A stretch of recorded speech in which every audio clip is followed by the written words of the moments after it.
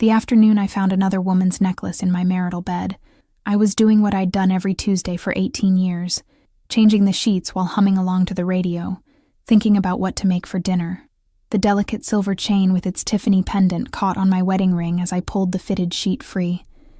And in that moment, my entire world tilted. But instead of confronting Robert that night, I carefully placed the necklace in a small box, tucked it in my drawer, and began planning. 3 months later, during our sacred Sunday family dinner, with our 3 children passing the mashed potatoes and laughing about school, I would serve him something he never saw coming. The truth, with a side of consequences. Sunday dinners had always been sacred in the Thompson household. No matter what chaos the week brought, no matter how many late meetings Robert claimed to have, no matter how many soccer games, piano recitals, or science fairs filled our calendar, Sunday evening belonged to us, to our family, or at least, that's what I believed for 18 years. I'd given up my career as a financial analyst when Emma was born. Robert and I had discussed it extensively. With his promotion to senior partner at the firm, we could afford for me to stay home. More than afford it, he'd insisted it was best for the children. And I'd agreed, trading spreadsheets and market analyses for playdates and PTA meetings. I never regretted it, not once. My 3 children became my world, my purpose, my greatest achievement. Emma, now 16, had inherited her father's sharp mind and my stubborn streak. Tyler, 14, was the athlete of the family, quieter than his sisters, but fiercely protective of them. Sophie, our baby at 11, was the artist, always seeing the world through a lens of possibility and color. If you've ever found evidence of betrayal in your own home, subscribe to see how a mother protects her children while seeking justice. Robert had been working longer hours over the past year. Senior partner meant more responsibility, he said. More client dinners, more weekend conferences, more late nights at the office. I'd noticed, of course. How could I not? But I rationalized it away. This was what we'd worked for. Financial security, the big house in Westchester, the best schools for our children. Someone had to make sacrifices.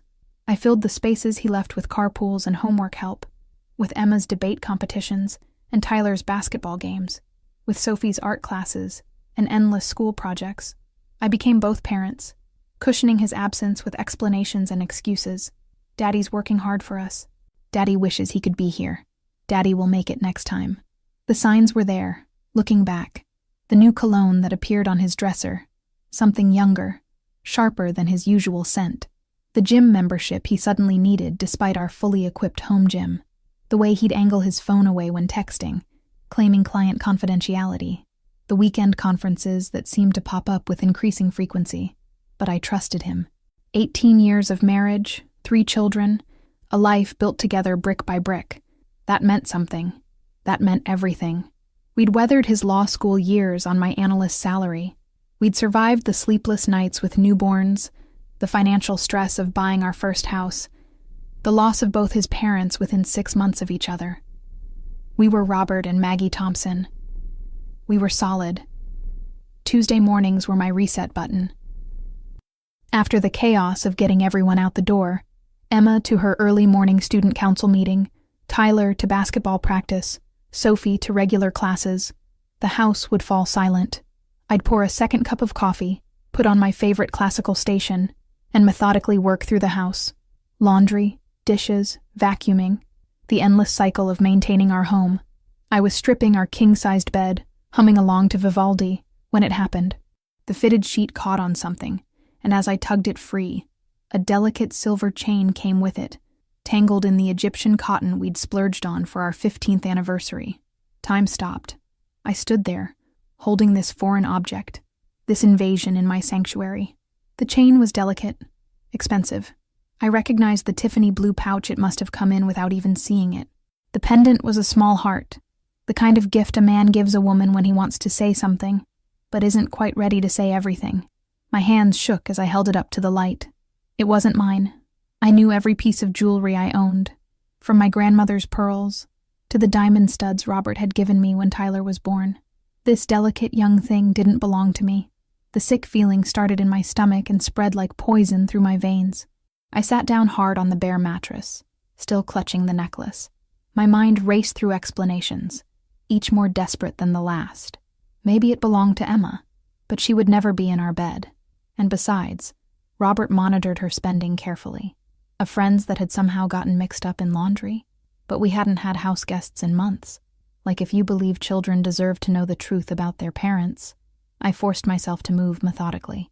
First, I checked my jewelry box, then Emma's, even Sophie's small collection of costume jewelry. Nothing missing, nothing similar. Then I went to Robert's home office, my hands trembling as I opened his desk drawers.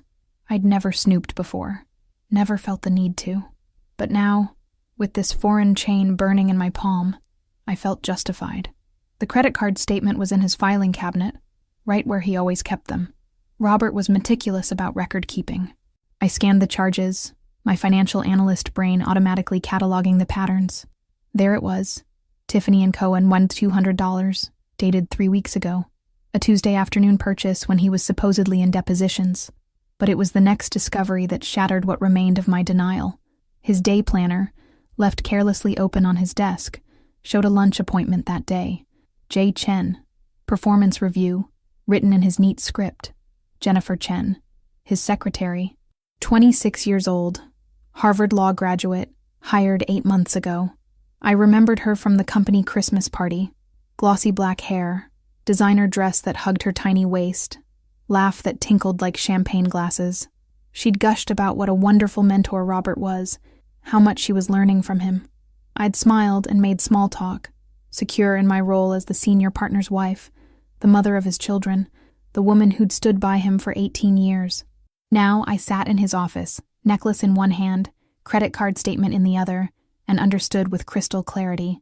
The late nights, the weekend conferences, the new cologne, the way he'd mentioned how bright Jennifer was, how dedicated, how she reminded him of himself at that age. He'd brought her into our bed, where we'd conceived our children, where we'd held each other through grief and celebrated in joy, where Sophie still crawled in during thunderstorms. He'd defiled it with his 26-year-old secretary, and she'd left her necklace behind like some sort of calling card. The hardest part was walking back into that bedroom and finishing making the bed.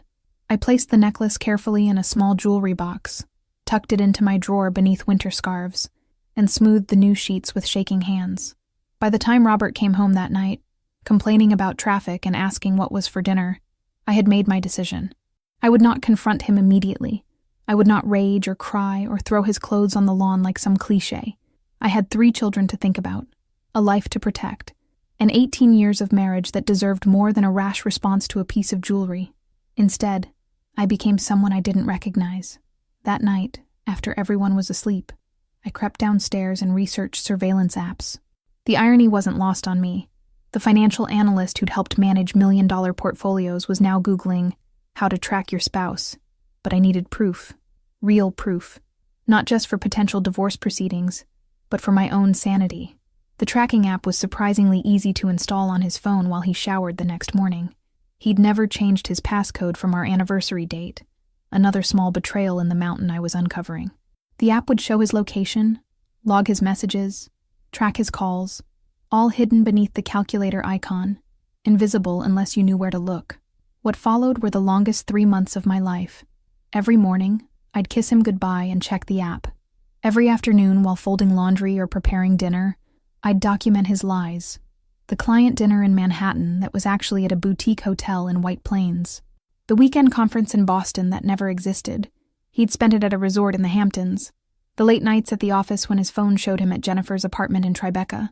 The hardest part was maintaining normalcy for the children. Emma was stressed about SATs and college applications. Tyler was hoping to make varsity next year. Sophie was preparing for her spring art show. They needed stability, routine, a mother who was present and engaged. So I became an actress, worthy of an Oscar. I helped Emma with her college essays, while my phone buzzed with notifications of Robert's location. I cheered at Tyler's games, while credit card charges for romantic dinners burned in my pocket. I praised Sophie's paintings while photos from the private investigator waited in my email inbox. Yes, I hired a private investigator. The old Maggie, the one who'd trusted her husband implicitly, would have been horrified. But the new Maggie, the one who'd found another woman's necklace in her bed, was practical, methodical. I needed ironclad proof, especially given the prenuptial agreement I'd insisted on all those years ago. Robert had laughed then, said I was being too analytical, too cautious. Now that caution would save me. The weight of secrets is crushing. Every family dinner became a performance. Every bedtime became a lie. I'd tuck Sophie in, listening to her chatter about her day, while knowing her father had spent his lunch hour at a hotel. I'd help Tyler with algebra while calculating the financial implications of divorce. I'd discuss college visits with Emma while planning the destruction of the only family she'd ever known. But I kept going. Day after day, week after week, gathering evidence like a squirrel preparing for winter. Because when I finally confronted him, when I finally revealed what I knew, I wanted it to be complete, devastating, final. Before I reveal what else I found besides the necklace, hit the notification bell. 3 months of investigation revealed the affair more extensive than a simple indiscretion. It was a full-blown relationship, complete with pet names, inside jokes, and plans for a future that didn't include me or our children. The hotel charges were just the beginning. Robert had been using his business credit card, probably thinking I'd never see those statements. But I'd managed our finances for years before becoming a stay-at-home mom. I knew how to read between the lines of expense reports. The Ritz-Carlton charges labeled client entertainment that coincided with Jennifer's Instagram posts of champagne and city views. The jewelry store purchases beyond the necklace. Earrings, a bracelet, even a watch. Each gift more expensive than anything he'd given me in years. My private investigator, a former cop named Linda who specialized in infidelity cases, was worth every penny. She captured photos that made my stomach turn. Robert and Jennifer entering hotels hand in hand, kissing in his car after late meetings. Her wearing the necklace I'd found, paired with a dress I recognized. One he'd said was too young for me when I'd tried something similar. The text messages were perhaps the worst part. Linda had somehow managed to clone his phone during one of his gym sessions. I spent nights scrolling through their conversations, each word a dagger. "Can't wait to see you tonight, baby." From Jennifer. "Told Em I have a client dinner. We have until midnight." From my husband. "When are you going to leave her?" From Jennifer. "Soon. After Sophie's birthday. I promise." From Robert. "Sophie's birthday." He was using our baby's birthday as a timeline for destroying our family. There were crueler messages, too. Comments about how Jennifer understood his ambitions in ways I never could. How she made him feel young again. How being with her reminded him of who he was before being weighed down by family obligations. Weighed down. That's what we'd become to him. I consulted a divorce attorney on a rainy Thursday while the kids were at school. Patricia Winters came highly recommended, known for handling high-asset divorces with discretion and devastating efficiency. I laid out my evidence like a prosecutor building a case. The photos, the credit card statements, the text messages, and most importantly, the prenuptial agreement we'd signed 18 years ago. Patricia's smile when she reviewed the prenup was sharp as a blade. The infidelity clause I'd insisted on, despite Robert's protests that it showed a lack of trust, was ironclad. In the event of proven adultery, the cheating spouse would receive only 30% of marital assets. The family home would go to the wronged party. Custody would be heavily weighted toward the faithful spouse. "He wrote this himself?" Patricia asked, eyebrows raised. I nodded. He was so confident he'd never cheat. Said if he did, I could have everything. We spent 2 hours planning strategy. When to file, how to protect assets, how to minimize trauma to the children. Patricia praised my evidence collection, said it was some of the most thorough she'd seen. I felt a perverse pride in that. If I was going to blow up my life, at least I was doing it well. The final piece of evidence came accidentally. Robert had left his laptop open on a Saturday morning, rushing out to what he claimed was an emergency client meeting. I was passing his office when I saw the email notification pop up. "Last night was incredible. I love you, Jay." I stood frozen in the doorway. Love. They were saying love now. I took photos of the email, then scrolled through their correspondence. Weekend trip plans to Paris in the spring. Jennifer had been looking at apartments in a building where several senior partners lived. Robert had sent her listings, discussing square footage and views as if they were planning a life together. In one email thread, they discussed me. Jennifer wondered if I suspected anything. Robert's response made my blood run cold. "Maggie's too busy with the kids to notice. Besides, after 3 kids and 15 years out of the workforce, Where would she go? She needs me more than I need her. Comment below. Would you have waited 3 months like I did? I printed everything. Every email, every text, every photo. I organized it all in a neat folder, color-coded and labeled with the obsessive attention to detail that had made me good at my job once upon a time. Then I locked it in the safe behind my grandmother's portrait and waited. Sophie's 11th birthday came and went. Robert made it to her party, played the devoted father, then left for a work emergency before cake. Jennifer posted photos from a wine bar that night, wearing the earrings he'd bought her. I knew it was time. The Sunday I chose was perfect in its ordinariness. October sunshine streamed through the dining room windows, casting golden light on the table I'd set with our wedding china. I'd made Robert's favorite, pot roast with all the fixings, the comfort food his mother used to make. The house smelled like home, like family, like everything we were about to lose. Emma helped me set the table, chattering about her upcoming debate tournament. Tyler had showered after basketball practice without being asked, a minor miracle. Sophie was in the living room, sketching at the coffee table, humming tunelessly.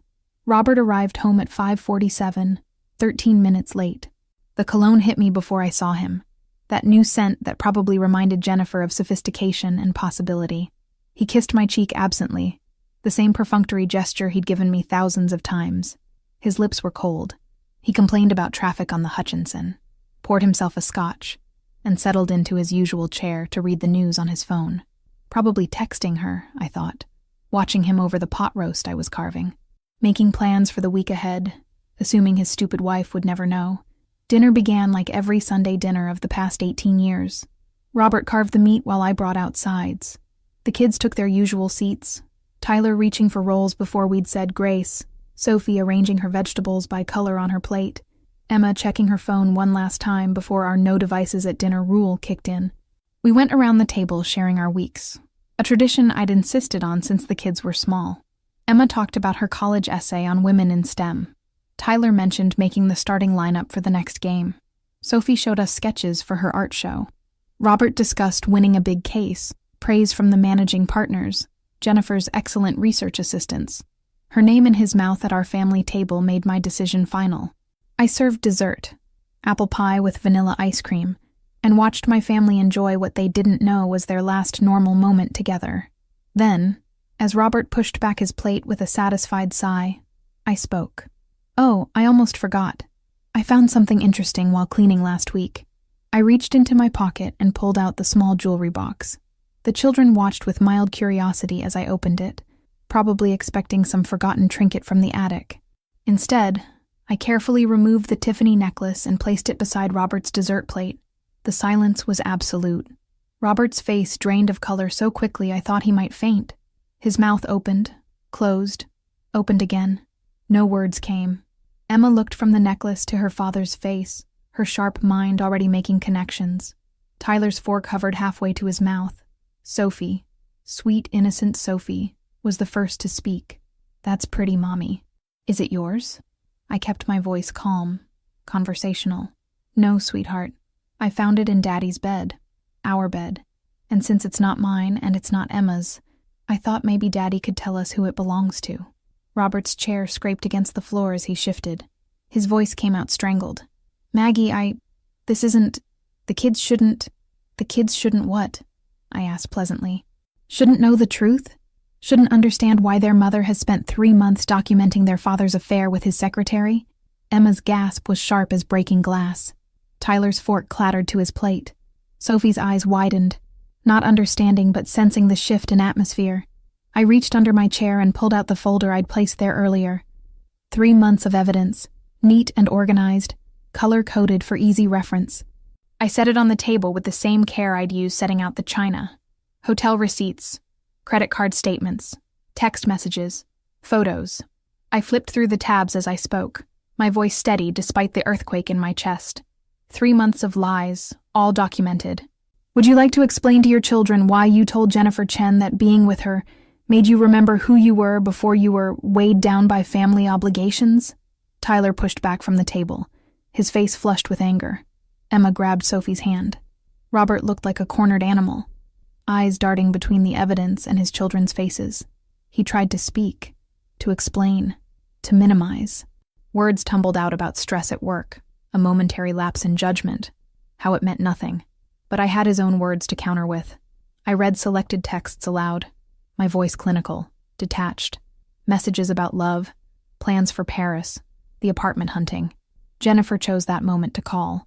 Robert's phone, face up on the table, lit up with her photo, a professional headshot from the company directory. The ringtone he'd assigned her was different from everyone else's. Even Sophie recognized that. "Aren't you going to answer?" I asked. "After all, you told her you'd call after dinner, after your obligation to us was fulfilled." The phone rang 4 times before going to voicemail. The silence that followed was deafening. Emma was the first to fully understand. My brilliant, perceptive daughter looked at her father with eyes that had aged years in minutes. "You brought her here? To our house? To Mom's bed?" Robert reached for her, but she recoiled as if burned. "Emma, sweetheart, you don't understand. I understand perfectly." Her voice was ice, so like mine in that moment. "I understand that while Mom was driving us to school and making your dinners and washing your clothes, you were—" She couldn't finish, choking on rage and betrayal. Tyler hadn't spoken yet, but his fists were clenched, his jaw tight. My gentle boy was fighting tears, refusing to let them fall. When he finally spoke, his voice cracked. "Is that why you missed my championships? Were you with her?" The truth was written on Robert's face before he could craft another lie. Sophie, my baby, looked between us all with confusion giving way to fear. "Is Daddy leaving? Are you getting divorced?" I gathered her into my arms, feeling her trembling. "I don't know what Daddy's doing, sweetheart, but I'm not going anywhere. None of this is your fault, or Emma's, or Tyler's. This is about choices Daddy made." Robert tried again, desperation making him cruel. "Maggie, please, not like this. Not in front of them. We can work this out. Couples therapy, whatever you want." I laughed then, surprising myself with the sound. What I wanted was a faithful husband. What I wanted was to not find another woman's jewelry in my bed. What I want now is for you to look at your children and explain why you threw away 18 years for someone barely older than Emma. He turned to the kids then, trying to salvage something. But what could he say? How could he explain that their mother wasn't enough? That their family wasn't enough? That Jennifer Chen, with her Harvard degree and tiny waist and tinkling laugh, was worth more than Sunday dinners and Sophie's art shows, and Tyler's games and Emma's achievements? I pulled out the final document from my folder, the separation agreement Patricia had drawn up. "You'll sign this tonight. You'll pack a bag and leave. The prenup you thought was so unnecessary? It's very clear about the consequences of infidelity. This house, the majority of our assets, primary custody, all mine." His face when he realized the financial implications was almost worth the pain. Almost. "You can't. I'll fight this. I'll get a lawyer." "With what money?" I asked calmly. "The joint accounts are frozen as of Friday. Your personal account has what you're entitled to under the prenup, 30% of our liquid assets. Though I imagine Jennifer's expensive tastes have already made a dent in that." Emma stood then, her dignity remarkable for 16. "I'll help you pack, Dad. The sooner you leave, the better." Tyler followed his sister, solidarity in their shared betrayal. Sophie clung tighter to me and I held her, whispering reassurances I wasn't sure I believed. Robert's phone rang again. Jennifer, probably wondering why he hadn't called. This time, in a moment of spectacular poor judgment, he answered. "Not now," he hissed into the phone. But Jennifer's voice carried in the silence. "Baby, is everything okay? Did you tell her?" Emma laughed, bitter and sharp. "Yeah, Dad, you told her." The rest was a blur of harsh words and slammed doors. Robert packed under Emma and Tyler's hostile supervision while I comforted Sophie. Jennifer called 6 more times. On the 7th, I answered. "He's all yours now," I said simply. "Though you should know he's significantly less wealthy than he was this morning." The prenup was very specific about adultery. "Enjoy my leftovers." I hung up before she could respond. Robert left with 2 suitcases and a banker's box of personal items. No tearful goodbye with the children. Emma and Tyler refused to come down, and Sophie hid her face in my shoulder. He looked back once from the doorway, perhaps finally understanding what he'd traded for hotel rooms and illicit dinners. "Maggie, please. 18 years. "Yes," I interrupted. 18 years. And you threw them away for someone who's been alive barely longer than that. Goodbye, Robert. I closed the door on him and our marriage, The click of the lock final as a judge's gavel. Subscribe for more stories about mothers who choose truth over comfortable lies. 6 months later, our lives looked different but not destroyed. The house in Westchester was too big, too full of ghosts, so we moved to a charming Victorian closer to the kids' schools. It's smaller but warmer, filled with Sophie's art and Tyler's trophies and Emma's books. Sunday dinners still happen, but they're louder now, more honest, punctuated with laughter that isn't forced. The divorce was final last month. Patricia was worth every penny. Robert's attempts to contest the prenup failed spectacularly. The court was particularly unsympathetic when presented with evidence of him taking Jennifer to a hotel the same night as Sophie's school play. He sees the kids every other weekend when he bothers to show up. Jennifer left him after 2 months, apparently unwilling to date a man whose income had been drastically reduced. I went back to work, surprising everyone, including myself. 15 years out of finance seemed insurmountable until a former colleague heard about my situation and offered me a position. I'm older than most of my peers, rusty on some technical skills, but my analytical mind is sharper than ever. There's something powerful about rebuilding a career at 42, about proving Robert wrong with every successful project. Emma wrote her college essay about the night her family imploded and rebuilt itself stronger. She got into Columbia, early admission. She doesn't speak to Robert, despite his attempts at reconciliation. She says she learned what kind of man she'll never date, what kind of partnership she'll never accept. Tyler made varsity and dedicated his first winning game to my mom, the strongest person I know. He sees Robert occasionally, awkward dinners where they discuss safe topics like sports and weather. He told me once that he's afraid of becoming his father, of someday hurting someone he claims to love. We're working on that in therapy. All of us are. Sophie still draws, but her art has changed. Gone are the bright family portraits, replaced by complex abstracts that her teacher calls remarkably mature. She asks about Robert sometimes, wonders if he misses us. I tell her the truth. I don't know, but we miss the father he was supposed to be, the husband he promised to be, and that's okay. Robert tried to reconcile once, showing up with flowers and apologies 3 months after that Sunday dinner. He looked older, diminished, wearing a suit that needed pressing. He said Jennifer had been a mistake, that he'd been going through something, that he wanted his family back. I thought about the necklace, still in my jewelry box like evidence in a closed case. I thought about the texts, the lies, the weighed down comment. I thought about Sunday dinners where he checked his phone more than he looked at his children. You didn't want your family, I told him. You wanted the appearance of a family while living like a single man. That's not love, Robert. That's convenience. He married again last week, according to Emma, who still tracks him on social media with morbid curiosity. A woman from his firm, 31, ambitious. I hope he's faithful to her, but statistics suggest otherwise. Leopards and spots and all that. As for me, I'm learning who Margaret Thompson is when she's not defined as someone's wife. I'm a mother, fiercely protective and present. I'm a financial analyst, rebuilding my career with determination. I'm a friend, reconnecting with people I'd lost touch with during the years of soccer games and school functions.